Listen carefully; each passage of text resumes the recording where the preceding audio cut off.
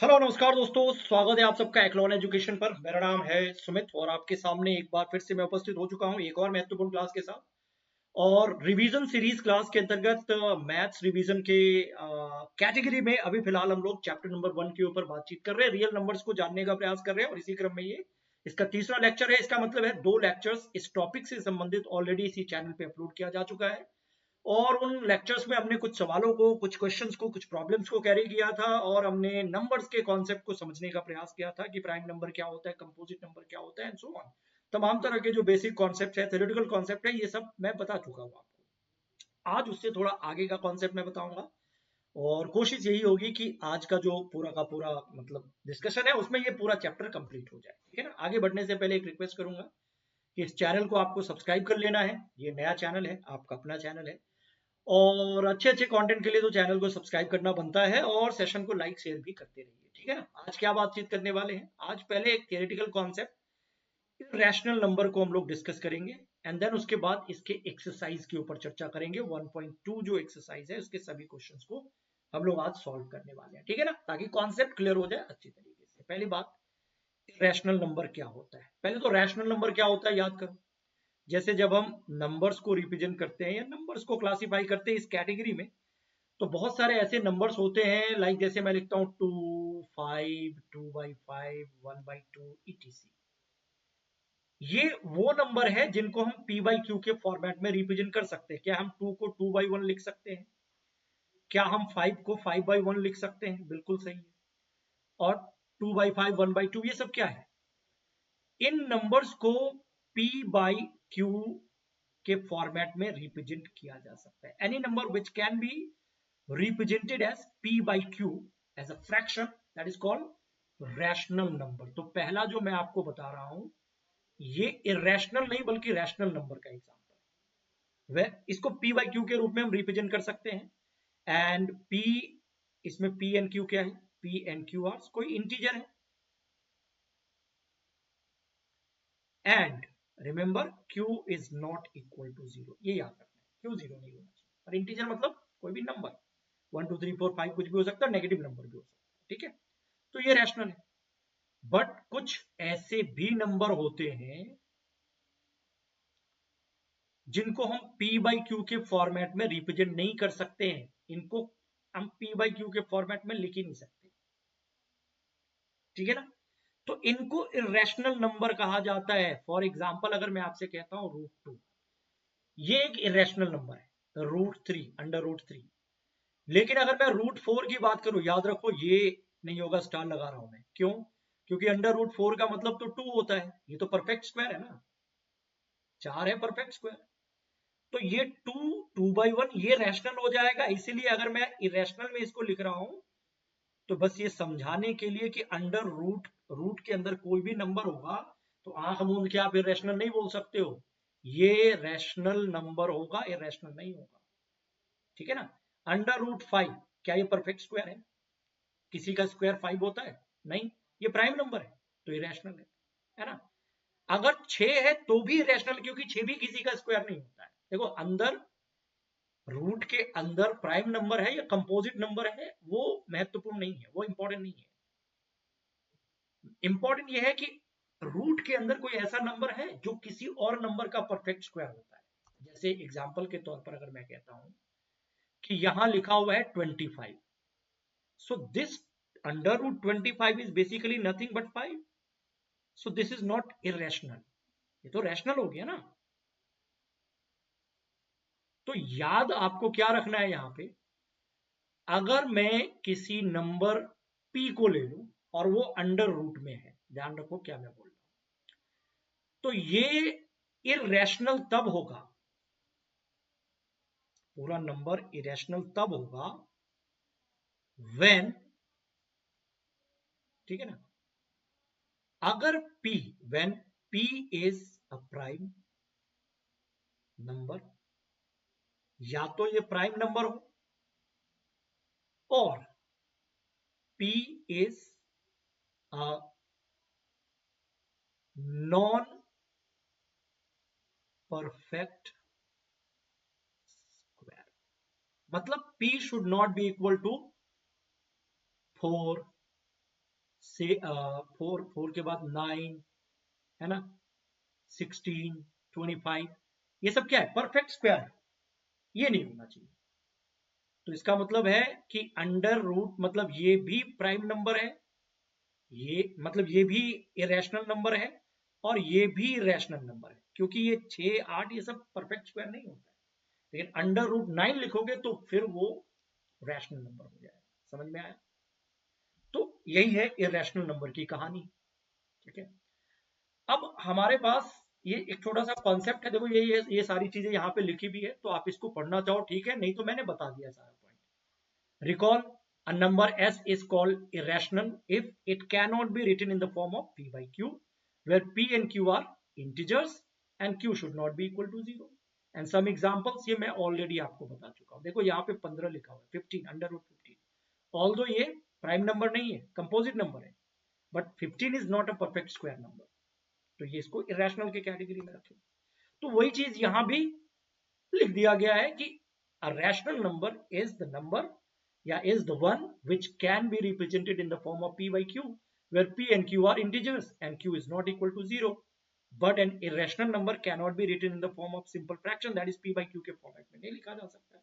ये जितने भी नंबर आप देख रहे हो ना, ये सारे के सारे ये इरेशनल है। बाकी इसमें देख लो, नेचुरल नंबर कोई लिख दो 1 2 3 4 5 तब भी रैशनल है, आप इंटीजर्स लिख दो तो भी रैशनल, 1/2 लिखो, 3/4 लिखो, ये सब रैशनल नंबर। ठीक है,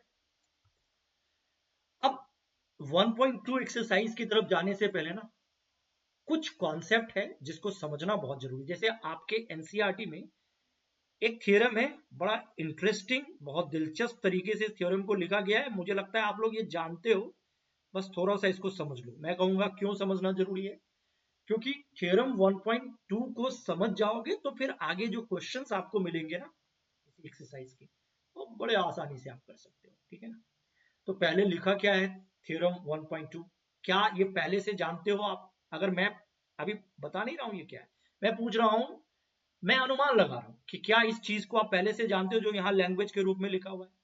मुझे पता है यस आप सब लोग जानते हो, तो फिर यहाँ पे क्या लिखा हुआ है, किस तरीके से लिखा हुआ है, इसको डिकोड कैसे करें? क्या लिखा हुआ है, let P be a prime number, P कोई प्राइम नंबर है मान लिया। ठीक है, प्राइम नंबर का मतलब ऑब्वियसली क्या होता है मैं पहले ही बता चुका हूं, 2 3 5 7 एनीथिंग, बहुत सारे प्राइम नंबर। ठीक है ना, जो प्राइम नंबर वो नंबर होता है जैसे 2 है ना, 3 है, 5 है, क्या है ये, इसके फैक्टर जो है ना ये या तो खुद से कट जाएंगे, 2 से कट जाएगा और 1 से कटेगा, इसके अलावा और किसी नंबर से नहीं कटेगा, तो यही प्राइम नंबर है। अभी मैं मुझे बताना नहीं है कि प्राइम नंबर क्या होता है, मैं ऑलरेडी बता चुका हूं। अब थियरी क्या कह रहा है कि P अगर कोई प्राइम नंबर है, कोई भी नंबर मान लो, और ये डिवाइड कर रहा है, मान लीजिए एक नंबर का स्क्वायर है ए स्क्वायर, ए कोई एक इंटीजर है, ए क्या है पॉजिटिव इंटीजर, और उसके स्क्वायर को ये डिवाइड कर रहा है सपोज, तो थ्योरी कह रहा है कि भैया P विल ऑल्सो डिवाइड ए, मतलब कोई एक प्राइम नंबर है जो किसी दूसरे इंटीजर के स्क्वायर को डिवाइड करता है, तो वो प्राइम नंबर उस इंटीजर को भी डिवाइड करेगा। जैसे मैं कहता हूं इसी थ्योरी को कि x कोई प्राइम नंबर है जो y स्क्वायर को डिवाइड कर रहा है, तो x y को भी डिवाइड करेगा, यही तो लिखा हुआ है। अगर एग्जाम्पल के तौर पर इसे समझना है तो ऐसे समझ लो, जैसे p का मतलब मैंने ले लिया 5, मान लिया लेट p एक प्राइम नंबर है 5, और a भी कोई एक इंटीजर मान लो, a 5 10 15 20 कुछ भी ले लो, 100 10 ले लिया, तो अगर a को हमने 10 ले लिया, 10 ले लिया, तो a स्क्वायर क्या होगा 10 का स्क्वायर यानी कि 100। अब ये थ्योरी क्या कह रहा है, थ्योरी कह रहा है कि p यानी कि अगर 5 ने 100 को डिवाइड किया, 5 अगर 100 को डिवाइड कर सकता है तो 5 10 को भी डिवाइड कर सकता है। ये बात आप पहले से नहीं जानते, बताओ, मतलब कोई एक प्राइम नंबर है, अगर वो एक्स स्क्वायर को डिवाइड कर रहा है तो वो प्राइम नंबर एक्स को भी डिवाइड करेगा। अगर ये 5 10 के स्क्वायर को डिवाइड कर रहा है तो 5 10 को भी डिवाइड करेगा। ये थ्योरम है, ये बस सीधा सीधा याद रखना। क्या बोल रहा हूं मैं, फिर से बोल रहा हूं कि x कोई प्राइम नंबर है, ये y स्क्वायर को डिवाइड कर रहा है तो x y को भी डिवाइड करेगा। या अगर मैं कहूं कि y कोई प्राइम नंबर है जो z स्क्वायर को डिवाइड कर रहा है तो z को भी डिवाइड करेगा। That's it. सो ये थ्योरम है। अब इसी को हम लोग एक और थ्योरम में इसको यूज करेंगे। अच्छा, ये है थ्योरम 1.3। अब मैं इसको क्यों बता रहा हूं, क्योंकि ये आपके लिए क्वेश्चंस के रूप में आ सकता है। जब आप एक्सरसाइज करोगे ना तो ऐसे ही, ये एक इरेशनल नंबर है आपके सामने, √2 तो इरेशनल नंबर है ना। अब इसको प्रूव करना है आपको कि ये इरेशनल है। थ्योरम यही है कि कैसे प्रूव करोगे। ठीक है, देखो यहां पे आपको एक्सरसाइज दिखाओ ना, ये क्या लिखा है, प्रूव दैट √5 इज इरेशनल। अगर आपने √2 को प्रूव कर दिया कि वो इरेशनल नंबर है तो ये भी कर दोगे, एक ही चीज है। तो आप इसको पहला क्वेश्चन समझो एक्सरसाइज 1.2 का, या फिर एक थ्योरी के रूप में पढ़ो। मैं पहले इसी को बता देता हूं तो अगला वाला आराम से हो जाएगा।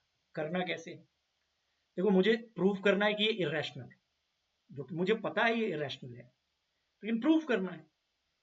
तो सबसे पहले जो ये नहीं है वो मान लेते, लेट √2 इज रैशनल। ये नहीं है ना, ये हमें पता है कि ये रॉन्ग अजम्पशन है, लेकिन ये कैसे, प्रूफ भी तो करना है। तो जो ये नहीं है वो हमने मान लिया कि √2 इज अ रैशनल। और हम जानते हैं कि अगर हमने किसी नंबर को रैशनल कह दिया, वो गलत सही जो भी है वो अलग बात है, लेकिन अगर हमने कह दिया, so then what I can write, p/q। ये जरा ध्यान से देखो। तो अब ये तो हम लिख ही सकते हैं ना, √2 इज इक्वल टू p/q, क्योंकि हमने इसको रैशनल मान लिया है। और रैशनल की खासियत क्या है कि इसे p/q के फॉर्मेट में लिख सकते हैं। बस याद रखना, यहां जो p/q लिखा है ना, ये वेयर p एंड q, ये इस तरीके के प्रश्न में ये चीज जरूर ध्यान रखना, p एंड q आर को प्राइम।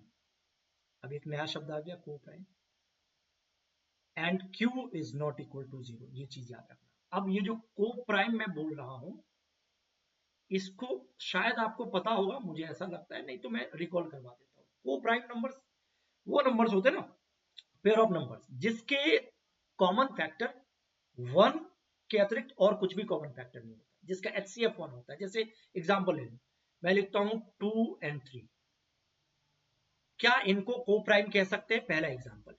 तो कंडीशन क्या है को प्राइम के लिए, इनके फैक्टर्स देखो क्या क्या है, मतलब 2 किस किस से डिवाइड हो सकता है, 1 से और 2 से, और तो कोई फैक्टर है नहीं इसके। और 3 किससे डिवाइड हो सकता है, 1 और 3 से।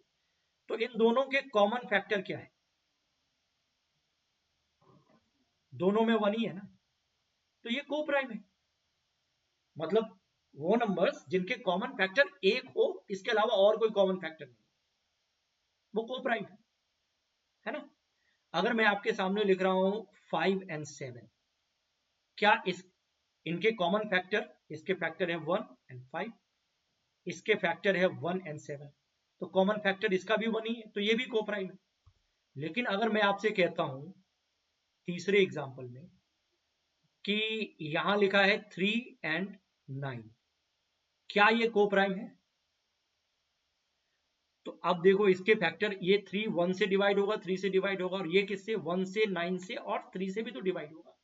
तो इसके कॉमन फैक्टर 1 भी है और कॉमन फैक्टर 3 भी है, तो ये को प्राइम नहीं है, दिस इज नॉट को प्राइम। तो फिलहाल हमने क्या किया, इसको रैशनल नंबर माना, और रैशनल नंबर जैसे माना तो इसे हम p/q के फॉर्मेट में लिख सकते हैं ऐसे, where p and q are co-prime and q should not be equal to 0। अब किसी तरीके से अगर ये बात आप साबित कर दो, ये प्रूव कर दो कि p और q के 1 के अलावे कोई और भी कॉमन फैक्टर होते हैं, अगर आप ये साबित कर दो ना, तो ये अजम्पशन गलत हो जाएगा कि p and q आर को प्राइम। और अगर ये अजम्पशन गलत हो गया तो ये पूरी अजम्पशन ही गलत हो जाएगी कि √2 इज रैशनल, तो इसको इरेशनल होना ही पड़ेगा। तो सारा जोर अब आपको क्या लगाना है, किस पे लगाना है, कि किसी तरीके से साबित करो कि ये और ये, इन दोनों के कॉमन फैक्टर्स 1 के अलावे भी कुछ होते हैं। ठीक है ना। अब सारा ये कॉन्सेप्ट है, इतना काम मैंने समझाने के लिए बोला। अब काम शुरू करते हैं, प्रॉब्लम की तरफ चलते हैं। जैसे हमने √2 को ये लिख दिया p/q, ठीक है। अब थोड़ा और आगे जाएंगे, इसको हम मल्टीप्लाई करके ऐसे लिख सकते हैं, ये इसके साथ ये इसके साथ जाएगा, तो p is equal to √2 into q, ऐसे लिख सकते हैं। और दोनों साइड आप स्क्वायर करो बाई स्क्वायरिंग बोथ साइड। अगर स्क्वायर करोगे तो इसका स्क्वायर, और ये तो कर मैथमेटिक्स में तो ऐसा हम कर ही सकते हैं, ये और ये एक ही है देखा जाए तो, ये p² हो गया। और शायद आप जानते होंगे कि √2 इंटू √2, √2 का स्क्वायर मतलब ये 2 हो जाता है, और q इंटू क्यू ये q², तो इसको हम ऐसे लिख सकते हैं 2 इंटू q²। ये एक इक्वेशन है, कुछ नहीं किया, ये हमने लिया, इसी को प्रोसीड किया। अब देखो यहां पे थोड़ा सा कॉन्सेप्ट लगाओ, यहाँ पे दिमाग लगाओ। लैंग्वेज आप अपने हिसाब से लिख सकते हो, लेकिन कॉन्सेप्ट सही होना चाहिए। अगर मैं आपसे कहता हूं कि एक नंबर ऐसे लिखा हुआ है 2 इंटू एक्स, क्या ये पूरा का पूरा जो भी नंबर है ये 2 से डिवाइड हो सकता है? आप कहेंगे यस। मैं लिखता हूं 2 इंटू एक्स इंटू वाई, क्या पूरा नंबर ये 2 से डिवाइड हो सकता है? अरे यहां पे अगर 2 है तो इसका मतलब 2 से तो डिवाइड कर ही सकते हैं। तो इसका मतलब है कि ये इसमें 2 ना एक तरीके से फैक्टर हो गया पूरे नंबर में, ये जो 2 है ना, जैसे अगर मैं लिखता हूं 13 इंटू 2, क्या ये 2 से डिवाइड हो सकता है? बिल्कुल हो सकता है। इसी तरीके से अगर मैं यहां ये लिख रहा हूं कि p² को लिख दिया गया है 2q², इसका मतलब ये 2 इंटू q² है। अब q क्या है उससे हमें मतलब नहीं है, लेकिन यहां तो 2 है, ये p² के बराबर है, तो इसका मतलब 2 is a factor of p²। ये तो हम कह सकते हैं ना कि p² को अगर हमने 2 इंटू q² लिखा, इसका मतलब ये नंबर 2 से कट जाएगा, ये पूरा p² 2 से कट जाएगा। और अगर 2 is a factor of p², इसका मतलब 2 विल डिवाइड p²। समझ में आ रहा है मैं क्या बोल रहा हूं? 2 विल डिवाइड p²। और थ्योरी अभी आ जाएगा ये वाला, अगर अगर x ने y² को डिवाइड किया तो x y को भी डिवाइड करेगा। मतलब सेम चीज यहां लगाओ कि अगर 2 ने p² को डिवाइड किया तो 2 p को भी डिवाइड करेगा। मतलब p इज डिविजिबल बाय, अगर 2 p² 2 से डिवाइड हो सकता तो p भी 2 से डिवाइड हो सकता है ना। सो यहां पे हम क्या कह सकते हैं, here 2 is a factor of p², that is what I can say, that 2 will divide p²। then theory से क्या कह सकते हैं, 2 will also divide p। So 2 is a factor, यहां पे ये बात साबित हो गई कि 2 is a factor of p। चलो एक बात यहां पे समझ में आ गई। अब स्टेप 2 की तरफ चलो, यहां तक तो हो गया। स्टेप 2 में क्या करना है, इस तरीके के केस में थोड़ा सा स्टेप बाय स्टेप लिखना होता है, कोई दिक्कत नहीं है, बस समझाने में जितना टाइम लगता है मैं लगा देता हूं, बाकी एक बार समझ में आ गया तो जल्दी जल्दी आप कर लोगे, ठीक है। अगला पॉइंट मैं क्या लिखूं, अब जब जैसे ये हो गया ना, अंडर रूट क्या था, अंडर रूट था, तो याद रखो जब इस तरीके का केस हो जाता है ना, तो आगे मैं लेट फिर से करूंगा एक अजम्पशन लेकर के, टू सॉरी ऐसे p is equal to 2r, r कोई where r is an integer, कोई इंटीजर ले लिया, p इक्वल टू 2r कर दिया। ये एक तरीके से दूसरा इक्वेशन हो गया। पहला इक्वेशन क्या था, ये था। अगर p इक्वल टू 2r लिया है तो p की वैल्यू को इस इक्वेशन में डालो, क्या होगा, putting the value of p from equation 2 in equation 1। 2 से p की वैल्यू को 1 में डालो, तो 1 क्या था, p square is equal to, ये था ना 2 इंटू क्यू स्क्वायर। ठीक है जी, ओके, ये पहला इक्वेशन था। अब p का मतलब है यहां पे 2r, ये हमने ले लिया, तो 2r, p के बदले में 2r लिख दिया स्क्वायर, और ये 2q स्क्वायर है। क्या इसको हम ऐसे लिख सकते हैं, 4r स्क्वायर 2q स्क्वायर। अब इसको काट दो, तो ये r square is equal to हो जाएगा 2r square is equal to q square. तो इसका मतलब क्या हुआ, इसका मतलब ये हुआ कि q square is equal to 2 into R square. फिर वही चीज कि 2 is the factor of q square, yani 2 will divide q square, then 2 will also divide q. 2 is a factor of q square, means what we can say that, यहां पे हम कह सकते हैं 2 will divide q square, so 2 will also divide q. That means finally हम क्या कह सकते हैं कि जो 2 है, देखो यहां पे पहले हमने देखा 2 is the factor of p,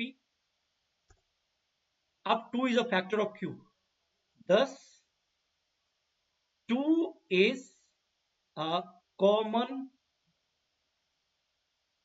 factor of p and q, but हमने p and q को क्या माना था, को prime, so 2 is a common factor of p and q, so that means p and q are not को prime, क्योंकि इसका एक फैक्टर 2 भी आ गया। तो ये क्यों हुआ, due to wrong assumption. Finally हम कह सकते हैं दिस अराइजन, यहां पे मैं लिख देता हूं इस स्पेस पे,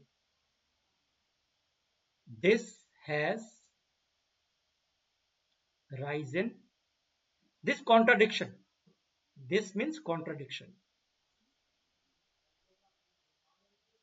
has arisen due to wrong assumption,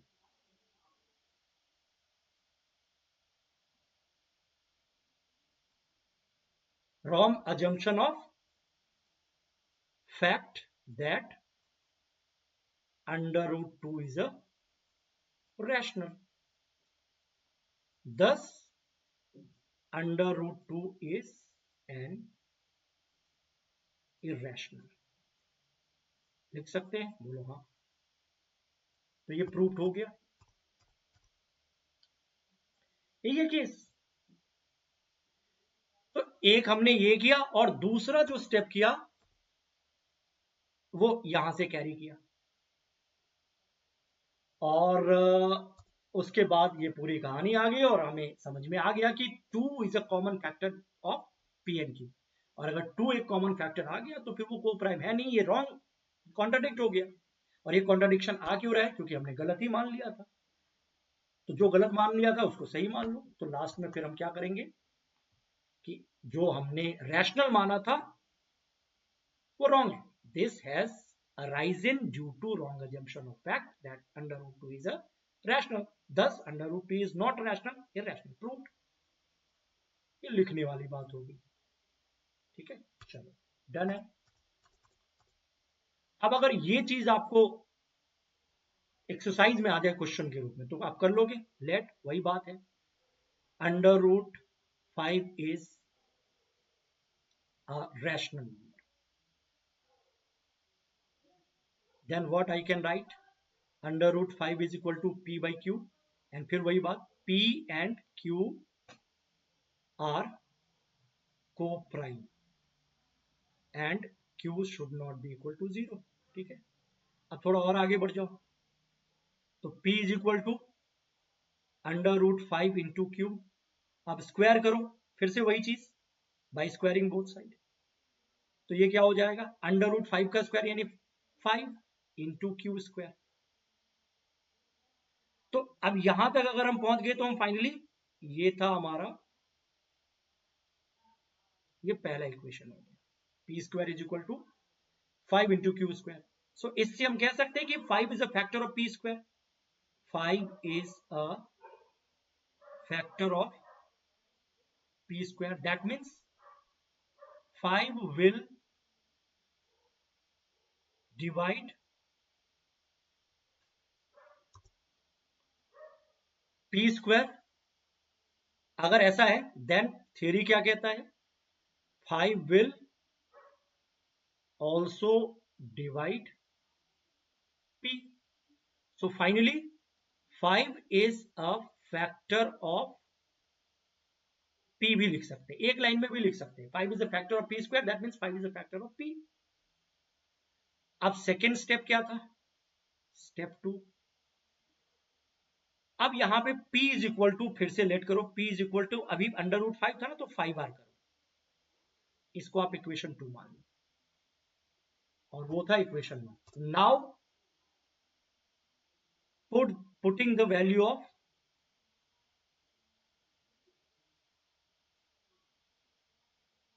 p from equation 2 in equation 1, ऐसे करेंगे तो क्या होगा, इक्वेशन 1 क्या था, p square is equal to 5 into Q square, यही था ना इक्वेशन 1। अब यहां p के बदले में हमने 5r लिख दिया, स्क्वायर 5 क्यू स्क्वायर, ये क्या हो जाएगा 25r स्क्वायर 5 क्यू स्क्वायर, 5 से काट दीजिए तो ये 5r square is equal to Q square. यानी हम इसको ऐसे लिख सकते हैं, Q square is equal to 5 into R square. इसका मतलब क्या है कि 5 is a factor of Q square, 5 is a factor of Q square, मतलब 5 क्यू स्क्वायर को डिवाइड करेगा, तो थ्योरी क्या कहेगा कि 5 क्यू को भी डिवाइड करेगा। सो 5 is also a factor of q। एक ही चीज है, इसको दूसरे लैंग्वेज में भी लिख सकते हैं कि if 5, that means 5 will divide q square, so 5 will also divide q। so indirectly इसका मतलब है कि 5 is a factor of q square, then 5 is also a factor of q। तो अब इससे क्या साबित हुआ, क्या प्रूफ हुआ, मीन्स दैट इज फाइनली हम कह सकते हैं कि 5 is a factor, common factor, not factor, is a common factor of p and q, ये साबित हुआ, which contradicts that p and q are co-prime। and why this contradiction happen, it is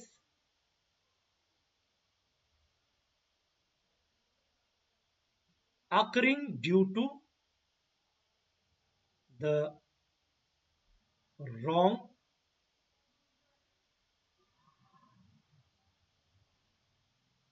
assumption, that is under root 5 is a rational number। so finally correct statement is, so correct statement is under root 5 is a irrational, is an irrational। ठीक है जी, समझ में आ गया। तो ये यहां भी हमने देखा ऐसा ही था,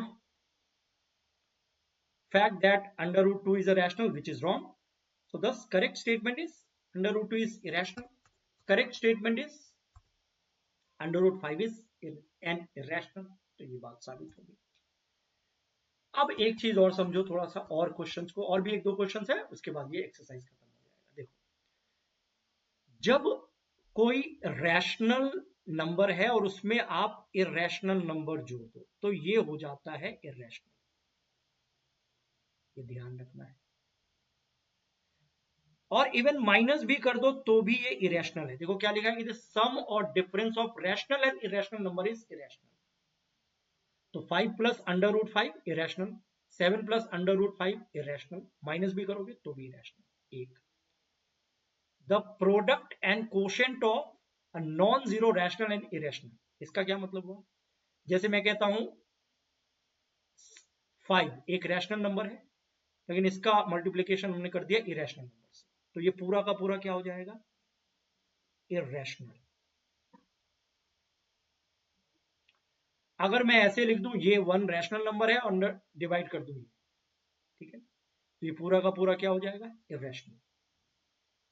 ठीक है, तो अब अगर मैं इस नंबर की बात करूं, ये है रैशनल नंबर, ये है irrational number, rational minus irrational क्या होता है? इरेशनल। रैशनल प्लस इरेशनल क्या होता है? रैशनल। इरेशनल। अगर रैशनल के साथ इरेशनल आ गया तो इरेशनल प्रोडक्ट में, तो ये चीज आपको ध्यान रखना है। अब अगर इसी तरीके से हमारे पास कुछ क्वेश्चंस आ जाए कि जैसे मान लो ये है रैशनल माइनस इरेशनल, मतलब ये इरेशनल नंबर हो गया ना टोटल, पूरा का पूरा इरेशनल, कैसे साबित करोगे ये रैशनल नंबर? बड़ा आसान है इसको साबित करना। इसको इस क्वेश्चन से ही आप कैरी कर दो। कैसे? मुझे इसको प्रूव करना है कि ये रैशनल है, तो फिर से वही चीज, जो नहीं है वही मान लेते। Let 3 plus under root 2 5 is rational. ये मानने से कौन रोक सकता है? ये हमने माना है, अब गलत है सही है, वॉट एवर द केस। अगर ऐसा हमने ये रैशनल मान लिया तो फिर वही केस अब आ जाएगा, क्या हम इसको ऐसे लिख सकते हैं? p बाई क्यू, वही चीज है, p एंड q इंटीजर्स है, कोप्राइम है, and q is not equal to 0। Integer by integer क्या है? रैशनल नंबर है ना। अगर मैं 5 माइनस 3 करता हूं तो क्या होता है? कोई ना कोई रैशनल नंबर ही आएगा ना। 5 बाई 3 करता हूं तो क्या होता है? रैशनल नंबर ही आएगा ना। अच्छा, अगर मैं इसको ऐसे लिख दूं 2 root 5 is equal to p by Q minus 3, चलेगा?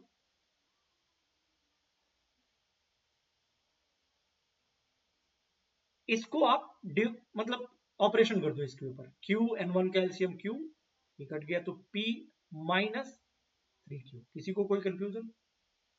मुझे ये बताओ सीधा, 2 रूट 5 यही था,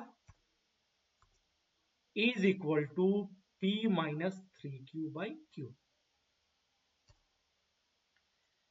किसी को कोई कंफ्यूजन नहीं कि ये जो नंबर है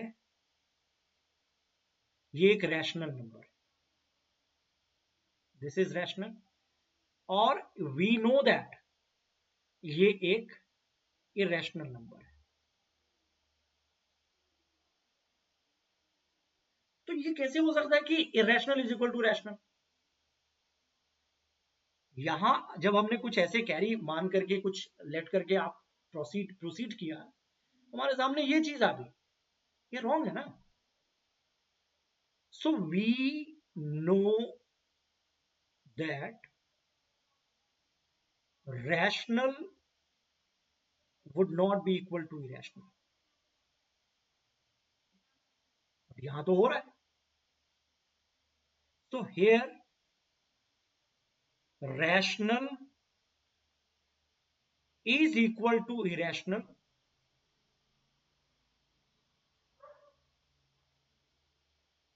has arisen due to wrong assumption।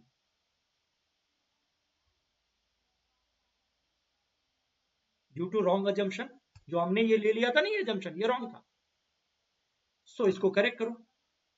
So correct statement is, क्या था भाई साहब, 3 प्लस 2 रूट 5 इज इरेशनल।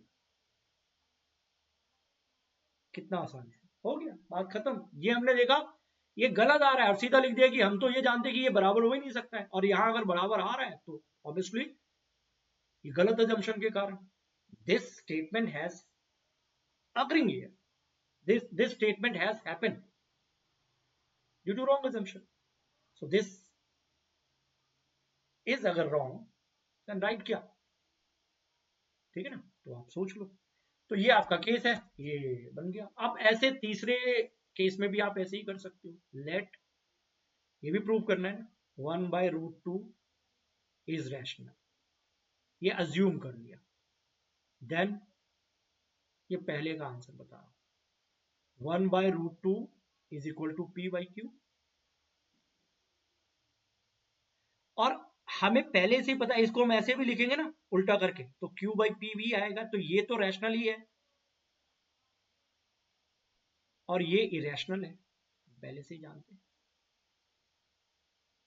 तो ये बराबर कैसे हो गया, तो फिर वही चीज लिखेंगे, we know that rational is not equal to irrational। ठीक है जी, rational is not equal to irrational, but here this situation has arrived due to wrong assumption। So here rational is equal to irrational अगर आया है, has risen due to wrong assumption। ठीक है ना। So what is right, what is correct? Correct statement is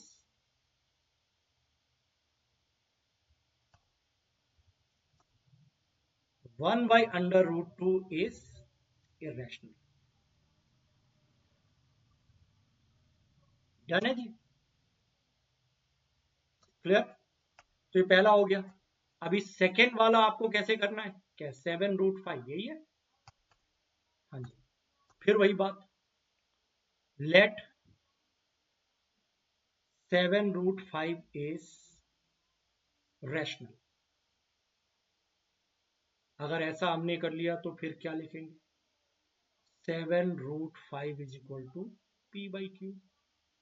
इसको हम ऐसे लिख सकते हैं, p/q डिवाइडेड बाई 7, तो लिख ही सकते हैं, p/q डिवाइडेड बाई 7।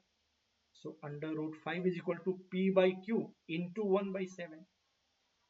तो फाइनली हम क्या लिख सकते हैं, यहां पे लिख दूं, √5 is equal to p/7q। और हमें पता है कि ये रैशनल है और ये i है, i मतलब इरेशनल। तो फिर वही चीज अब बस दोहरा देना है, we know that rational is not equal to irrational. Equal हो ही नहीं सकता है, but here rational is equal to irrational अगर आ रहा है, has arisen due to incorrect या wrong assumption, incorrect assumption। so what is correct, so correct is क्या था, 7√5 ये था ना, हाँ, 7√5 is not a rational number, it is irrational। इसको जैसे भी लिखना है लिख दो, प्रूव्ड हो गया। तो दूसरा भी हो गया, तीसरा क्या था, ये भी वही उसी तरीके से जाएगा, ठीक है। 6 + 2√2, 6 + √2, फिर वही late 6 + 2√2 is rational, then 6 + 2√2 is equal to p/q, ये हमने ले लिया। डन है जी। अच्छा, इसको ऐसे हम कर सकते हैं P/Q-6। सो फिर वही बात, P-6Q। अब ये तो रैशनल है ना, integer minus integer divided by integer, तो ये रैशनल है। और ये हमें पहले से ही पता है इरेशनल है।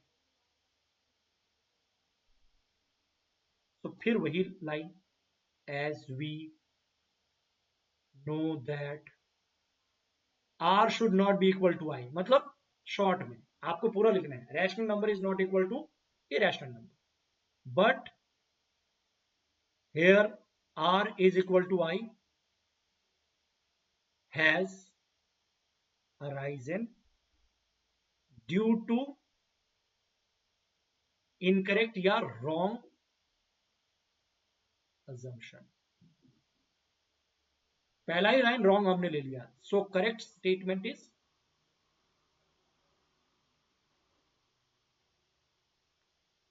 6 plus root 2